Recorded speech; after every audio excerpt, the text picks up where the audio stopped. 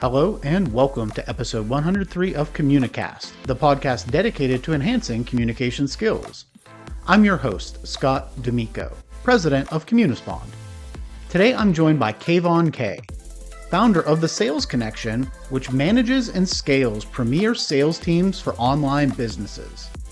Over the past 5 years, his organization has delivered over $375 million in outcomes, booked more than 200,000 sales calls, and trained over 10,000 sales reps. What's perhaps most striking is that Kayvon's journey began with being written off in school due to learning disabilities. Yet today he helps others master communication and influence in high-stakes environments. In this episode, we dig into what true communication really means. Kayvon shares how listening, presence, emotional alignment, and even pausing can shift how people hear you. Get ready for practical, mind-shifting insights you can use right away. Let's dive in. Kayvon, thank you for joining me today. Thanks so much for having me. My pleasure. Really looking forward to our conversation. Before we get started, tell the listeners just a little bit about you, your career background, and the exciting work that you're doing today. Yeah, so I run a company called the Sales Connection, where we actually run digital teams for online experts, coaches, consultants. I've been privileged enough to say that we've done over $375 million in the last 5 years. We've taken over 200,000 book calls. And I personally have, trained over 10,000 sales reps. So when we talk about communication, communication is number one, especially when it comes to sales. And for me, the funny thing is, I don't even consider myself that great of a communicator. I mean, the reality is I was written off in grade 1, ADD, ADHD, LD, meaning learning disability, in reading, writing, math, and go figure, communication.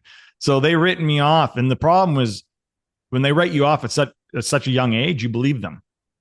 Mm-hmm. And then when you hear it in grade 6, you believe them. And you hear it in grade 8 and grade 9 and all the way up to university, you start believing that, okay, I got this learning disability. I don't know how to communicate. I'm not good enough. I'm too stupid. You don't need to have sophisticated communication. See, a lot of people think you need to be sophisticated and use all these sophisticated words to communicate. And that's actually not true. My past, I speak on stages, and I don't have this dictionary or this thesaurus of words that impress people. But if you know how to connect with people, then you'll know how to communicate with people. Absolutely. It's not necessarily about what you say, the specific words. It's about how you understand your audience, how you say those things, tone, volume, inflection, but really understanding what's the goal of the conversation. So it sounds like, and as my first career as a high school teacher, definitely understand where you're coming from. I have lots of students that would come to me that honestly just seem like they have been beaten down, for 10 years. And by the time they get to you, it's really working with them to understand that, no, this isn't the case. You have skills. Maybe you do things differently. You process differently. And going back to communication, it's understanding the audience, understanding this student learns a little bit differently this way. This student, I need to do this, just like in sales with understanding your clients, leadership, understanding your people. It's really kind of asking questions, being curious, and leaning into it. Kayvon, as you think about communication, right? We touched on, you don't have to be the most eloquent person. You don't have to have the most expansive vocabulary to be a great communicator. So from your perspective, really, what's that mean when you hear somebody is a great communicator or that they have strong communication skills? What's the image that comes to mind for you? It's interesting you're saying that, because when you said the image to me was a great leader. And what does a great leader do? Well, great leaders actually listen. Same as sales reps and sales professionals. The person who does the talking loses the sale. If you want to be, I believe, a great leader, you have to actually first be a great listener, or a great communicator, I should say, because you just said something. What's that golden rule, right? People don't remember what you say. They remember how you said it. But there's the platinum rule. The platinum rule is people don't remember what you say. They don't actually remember how you said it. They remember how you made them feel.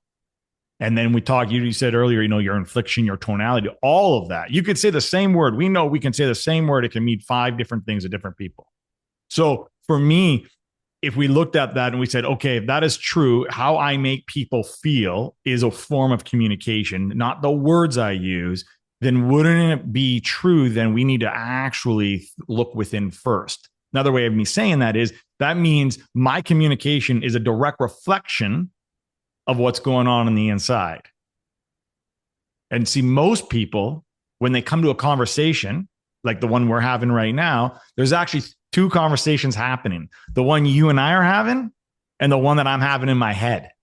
And when you're having the one in your head, when you're actually supposed to be having the one that you and I are having, what happens is you're already disconnected.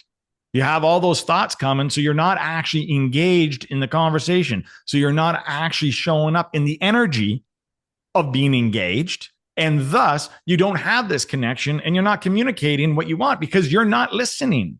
Another simple way of saying it, don't listen to respond. You listen to hear.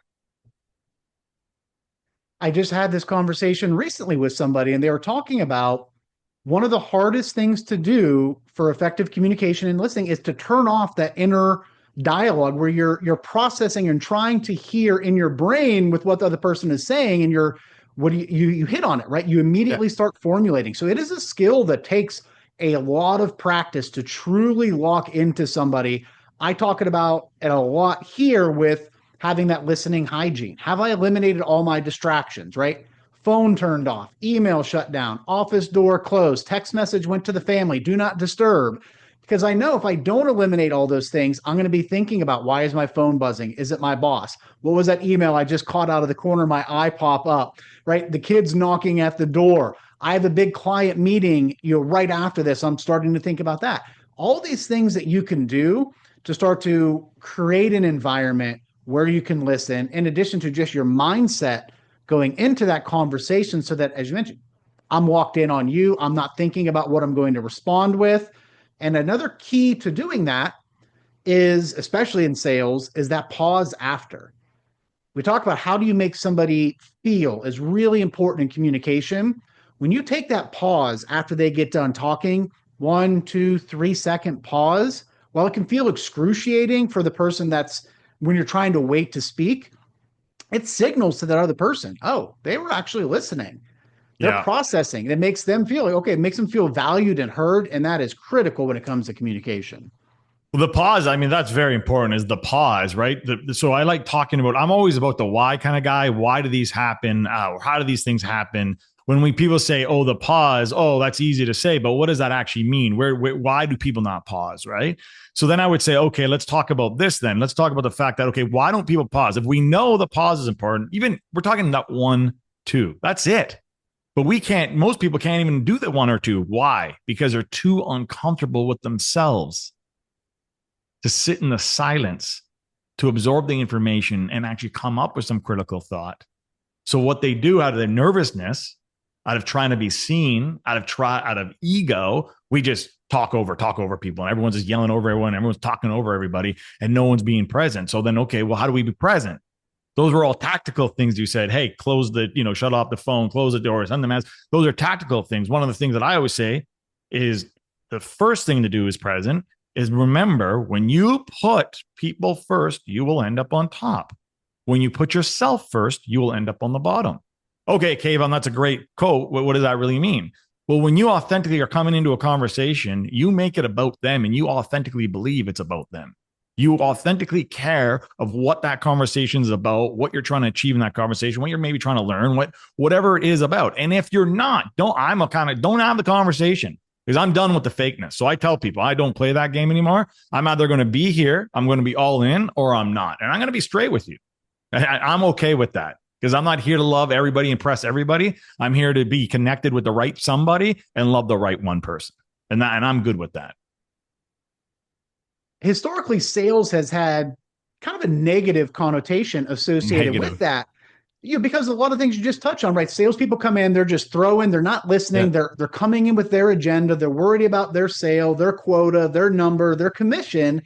But when you come from a sales perspective that truly is focused on your client and how can I listen to help you solve the problem that you're facing? Yeah. That's one of the best jobs in the world. I came out of a sales background. It's so fun to really help somebody solve. And when you find that match between what you're experiencing and what I do and how I can help, not a better feeling in the world. I couldn't agree more. And you said two things there, 100%. Sales has such a negative connotation. I go, sales is evil. I'll do a talk about how sales is evil. And let me just tell you, when I mean evil, we're talking about in the 1950s, salespeople were trusted by 70%. So 70% of the population trusted salespeople in the 1950s. They looked at them actually as advisors, as educators. As you show up and you knock on the door, they open the door. They sat down, they offered you coffee. Today, it's less than 10%. And the worst part of it, salespeople don't even trust their own kind. And the question is, well, why? Right? And there's many reasons for it, but somewhere along the way, it became manipulative. It became NLP. In the 80s, the used car salesman, and we lost this concept and the art of what sales truly was. And what you just said is what I believe sales is at the end of the day, right? Sales is about helping. It's about serving. It's about fixing problems. But it comes from what I say. Sales is just the direct reflection or transference of energy and connection. And if you, as the communicator, in this case, you as a salesperson, you as the leader, the teacher, whatever, the mother, the father, whatever it might be, if you're not fully connected deep within yourself and fully understand what you represent, what your identity is, what you're trying to achieve, then the communication is always going to break down, because you're always going to be led by some ego or triggers or whatever it is, some outsourced, sourced field of energy that's not in alignment with who you truly are and what you truly represent. And that's one of the hardest things we have in this world, because everything that's going on. As a salesperson, especially, it's not that difficult to set yourself apart and be successful if you do these little things. Put your customer first, focus on their needs. I remember early in my career going into a client meeting and just kind of kicking off, hey, today I'm prepared to talk to you all about XYZ, but before I do that, I want to understand what's most important to you so that we can maximize our time together and I can hit on what's relevant. And you would think I just had invented water or something. They were just blown away that somebody actually came in to their office when we were trying to just focus first on them versus just pitching stuff. So yeah, I said, not hard to differentiate. It's not, rocket science. Do these small things along the way. You really can set yourself apart. Well, that's why I hate the whole sell me this pen. I think, again, that's the 80s style. Why would I sell you a pen? Do you need a pen? Do you want a pen? Do you even use a pen? I ain't going to sell you that. I'm going to sell you something you actually need, or a problem you have, or, if it's low gadget stuff, like something you want.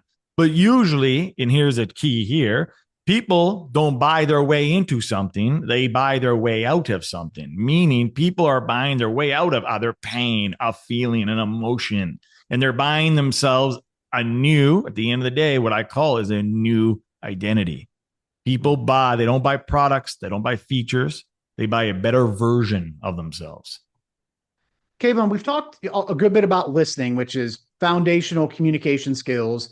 If we think about people in the workplace today, whether it's specifically to salespeople, maybe it's people leaders, beyond listening, what are some of those key communication skills that you either think are lacking that folks should focus more on, or that, hey, these are the ones really are helping people to stand out?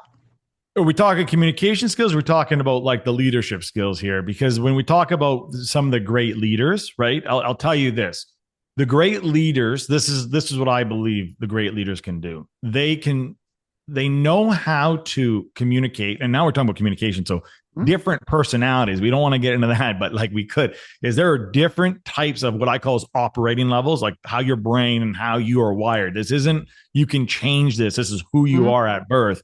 And in sales, I teach this. I mean, it's good for this conversation, I guess, is there's really 4 types. And you can go through all, I'm sure you've heard of GEMS and in Myers-Briggs. And I mean, there are so many, it goes on forever. But what I've realized in all of them, they all come down to these 4 key kind of buckets. And for me, that comes down to the first bucket is that CEO, the leader, the aggressive, the red kind of personality type of person, right? Those people, you gotta have confidence when you speak with them. They don't want BS. They're on the mission. They're ready to go, right?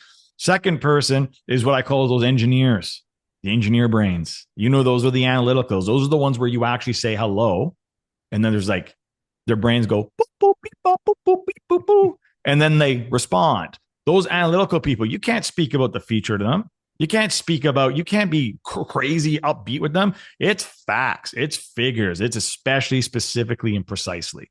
Those are the words you use. I call it ESP. Then you have the Mother Teresa's. Notice how my tone just changed. The Mother Teresa's, those are all about the support. They're the ones that put themselves last. They put everything before them. They're the ones that all for the cause. We're all for the people. If you come in all aggressive, you just shut them down because they can't handle that kind of energy. And then the last one is just kind of like me, which is the life of the, you call them like, I call them the life of the parties. There's like, you want to talk to them, you talk about the future, you talk about how they're going to look good and how they're going to shine. They don't care about how the sausage is made. They just care, does it taste damn good? So in communication, great leaders always know how and who they're speaking with and who they're communicating with.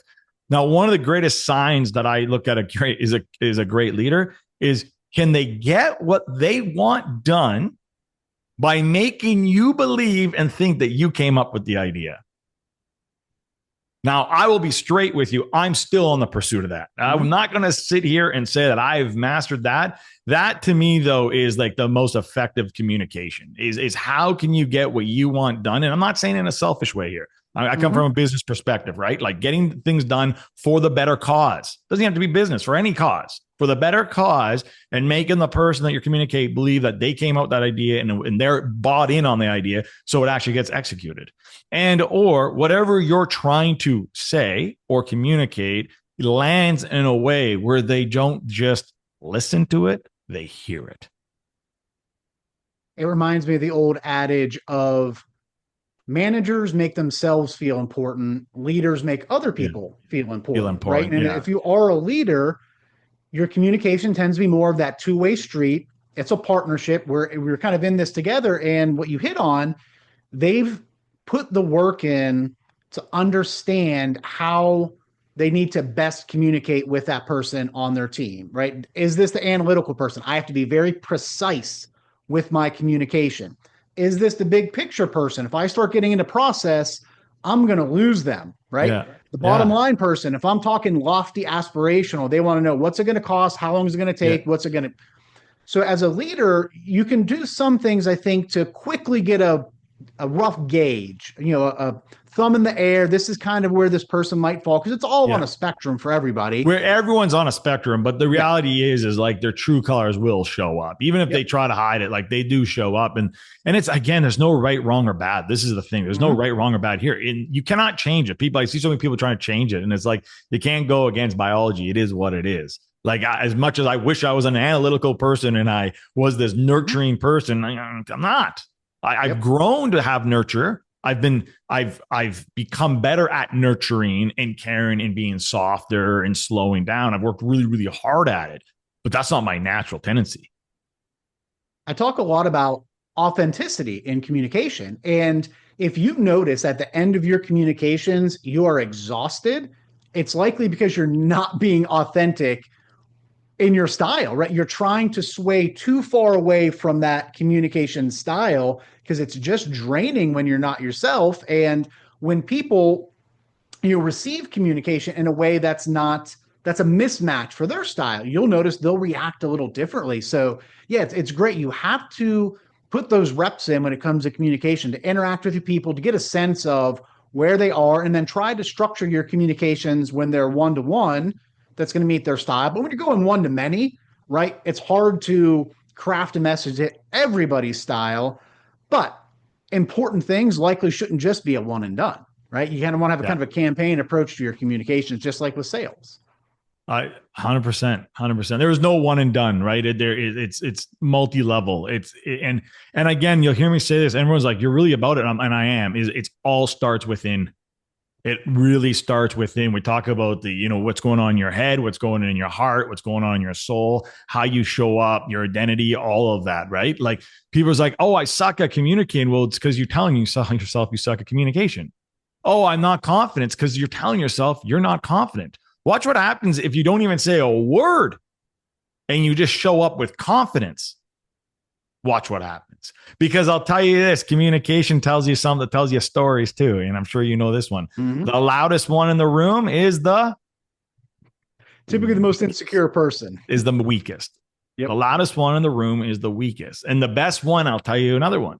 The smartest one in the room is not the one that has all the answers. The smartest one in the room is what? The one that asks all the right questions. So, who is it? There's a famous leader. I think it's Elon. It might actually be Elon. That like he will let everybody speak first. He speaks last. Mm-hmm. And I know I've heard that, think of him and some other people, and then also the concept of leaders eat last, and all these different things, right? If you're a leader, you need to be aware of the outsized weight that your words carry. If you come into a meeting and say, I think we should do A, B, and C, what do you all think? The likelihood that you're going to get people to offer different opinions drops dramatically versus here's the challenge we have. I want to hear your ideas on what we should do, and then weighing in. If you really want feedback from your people, keep your mouth shut, let them talk, and then weigh in with your responses. Yeah, absolutely.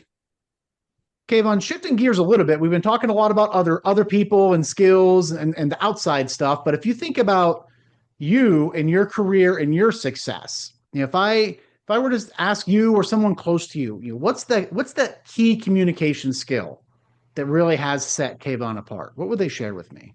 I would probably say my brutal honesty. Tell me a little more about that. And I'll tell you, the brutal honesty is me. I just call it how it is. Like I never played the political game, which always, got me in trouble. I'm getting better at it. But I just call it what it is as I see it. And I'll call it out. And I think, what comes from that behind that is they can see I actually have a big heart. So when I'm doing that, and I'm not just saying I got a big heart, like just making myself feel good. That's what people tell me, right? Like I have a big heart, which I do, because I actually genuinely care about people. I don't care about all that, because I'm not that process driven. I care about the end result.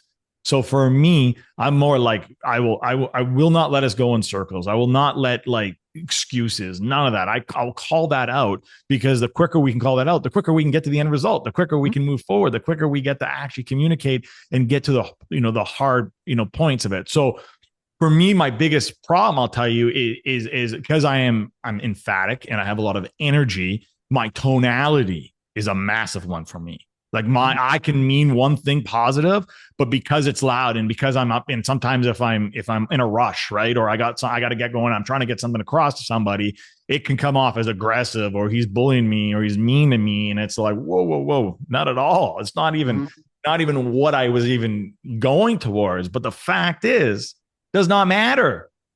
That's what I learned. It does not matter what I was going for. It matters about what and how it was perceived. So communication is all the responsibility of the communicator, not the listener. Your job is to make sure you are the leader of how your information is perceived and heard. And for me, I'll tell you, I am not sitting here and saying I am the expert of all experts on that. I am someone in literally who knows, but is in the pursuit of excellence and working day in and day out to being a better leader, to being able to communicate not just effectively, not just clearly, but with a tonality on whatever level that is, that doesn't actually irk people the wrong way or get them to think that my intention was one thing when it wasn't, because that's also not effective. You reminded me of something that a past guest said.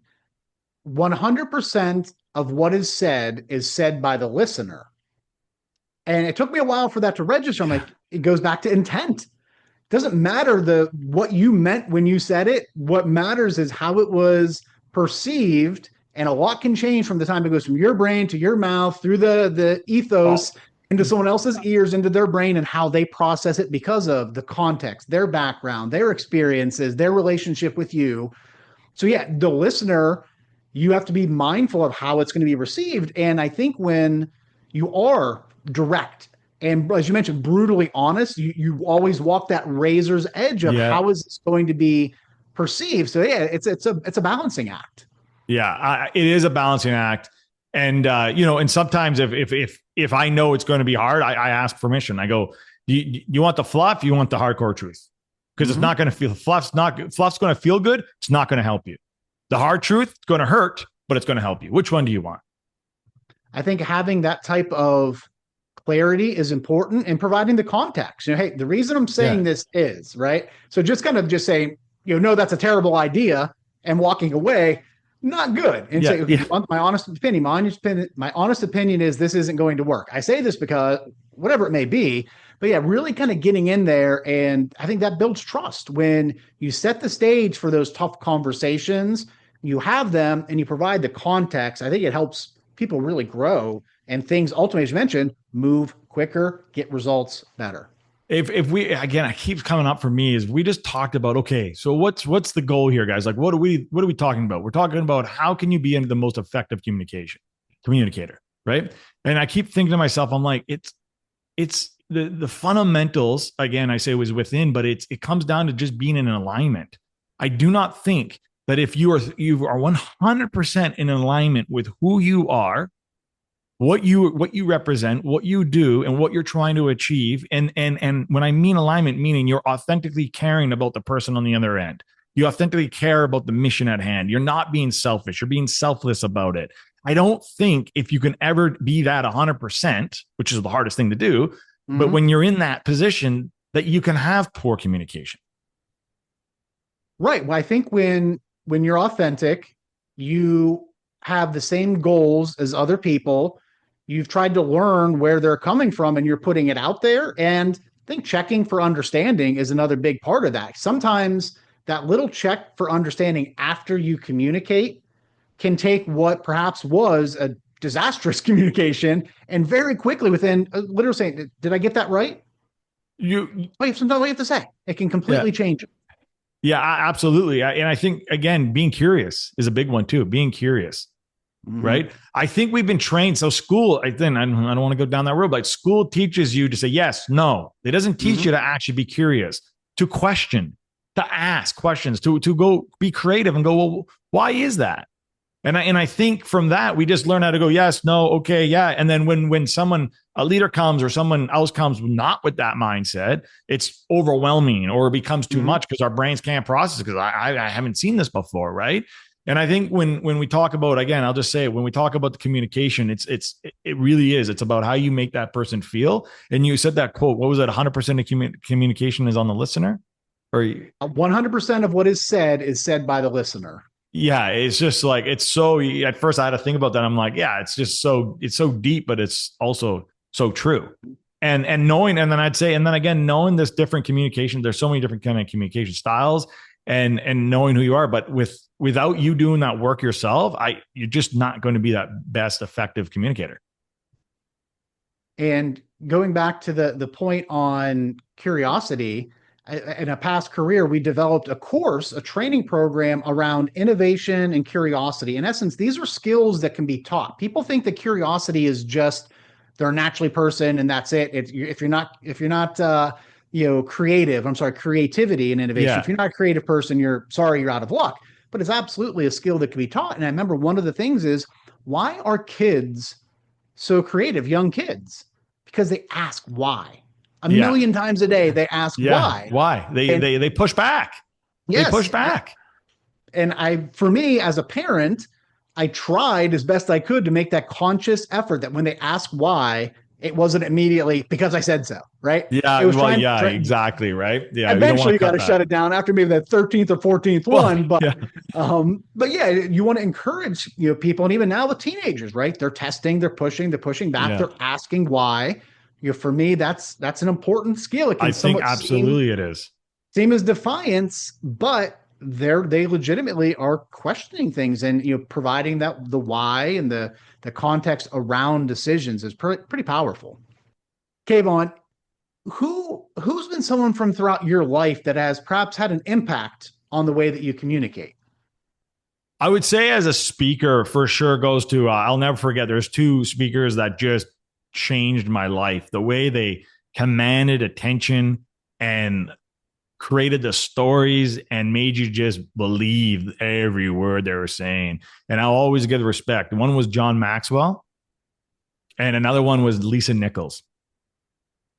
And that's how I started my career. That's how I was at an event and I saw them and I saw them communicate. And I said, holy, like if I could even speak half as great as these people. The amount of influence that I can create and connections that I can make and people that I can help would be, something I could never imagine. So I went down that road. I even spent time. I mean, I spent thousands of dollars in communication skills and learning public speaking, all that. I worked with what's called Hollywood's number one vocal coach. His name's Roger Love. Teaches like the top Hollywood movie actors, how to sing, right? He was a singing coach. But singing is communication, right? And work with him downtown, learning about tonality, all of it. I mean, you don't just become a good communicator because you're trying, right? This is a skill, and you got to put effort into that skill, and you got to work the skill if you're going to be actually effective. Fantastic. Thank you for sharing that. Actually, I think I have a John, trying to think which shoulder I need to point over. A signed John Maxwell book up on my shelf right there. So fantastic speaker. As we're wrapping up here, Kayvon, what piece of closing advice would you have to people listening to this, just really kind of broadly around developing and focusing and working on the skills that we talked about today? Then I would say this: if you want to develop the skill of leadership, you want to develop the skill of being able to be an effective communicator, I would say develop the skill first of what is going on the inside. What does that mean? Understand your traumas, understand your triggers, understand that you are most likely running your life by your subconscious. Someone gave you information and put that in your subconscious, and you believe it's true, and it may not be true.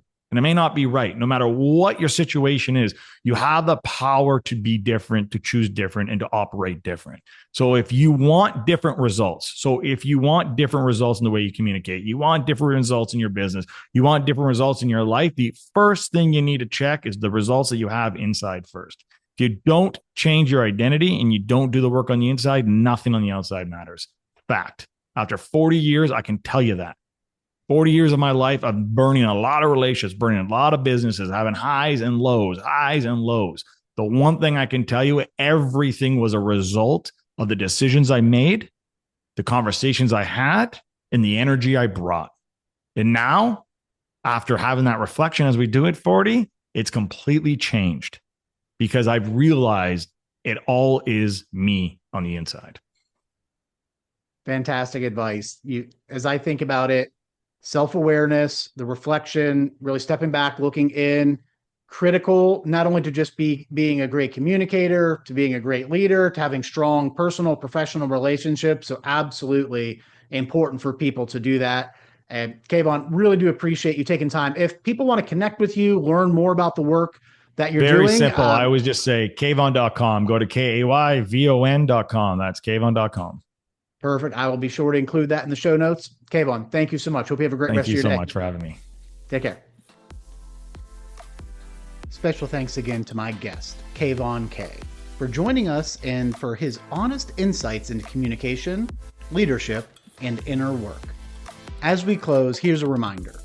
Communication isn't just about words. If you want to elevate how you lead, sell, or connect, start with what's happening inside you. Your beliefs, your energy, your alignment. From there, your tone, your listening, your presence become vastly more powerful. Subscribe to Communicast so you don't miss future episodes with leaders pushing the boundaries of what great communication looks like. And if this episode struck a chord, please leave a rating or review. It helps others find us and benefits our community of learners. Thanks for listening and have a great day.